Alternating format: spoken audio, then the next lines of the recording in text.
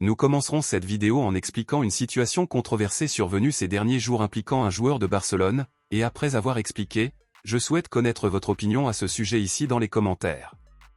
Eh bien, avant de se blesser, nous avons vu Ferran Torres titulaire lors de tous les derniers matchs de Barcelone, et ce malgré la terrible performance du joueur sur le terrain. Malgré tout, Hansi Flick a insisté pour qu'il soit titularisé lors des matchs suivants.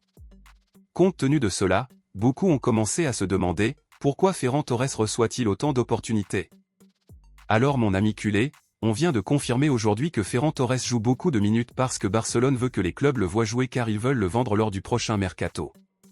L'idée de Barcelone est de laisser Ferran Torres actif avec l'intention de le vendre, car si le joueur ne joue pas quelques minutes et reste sur le banc, aucun club ne sera intéressé à le recruter. C'est pour cela que Ferran Torres a joué beaucoup de minutes sur le terrain. Mais vous, pensez-vous que cette idée de Barcelone de vendre Ferran Torres était intelligente? Laissez votre avis ici dans les commentaires. Passons maintenant à l'actualité principale, bombe exclusive de dernière minute. Comme Barcelone a l'intention de vendre Ferran Torres en janvier et qu'Ansu Fati analyse également la possibilité de quitter Barcelone pour gagner plus de minutes dans un autre club, beaucoup ont commencé à se demander si Barcelone avait déjà des remplaçants possibles sur la table et la réponse est oui, Barcelone en a.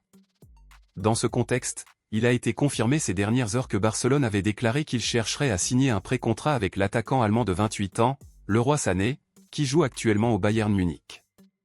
Sané termine son contrat avec le Bayern au milieu de l'année prochaine et il ne sera pas renouvelé. Barcelone pourra donc le signer gratuitement et signer un pré-contrat avec le joueur en janvier.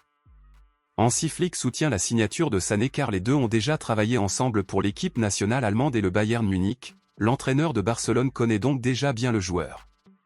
Barcelone a tenté de recruter Sané à 2 reprises cette année-là, mais le Bayern Munich facturait un prix élevé au joueur, mais maintenant qu'il peut être signé gratuitement, Barcelone y voit une excellente opportunité à ne pas manquer.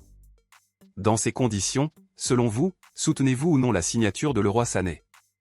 Le considérez-vous honnêtement comme une bonne option pour l'attaque de Barcelone? Dites-le moi ici et je lirai votre commentaire, je vous verrai dans la prochaine vidéo.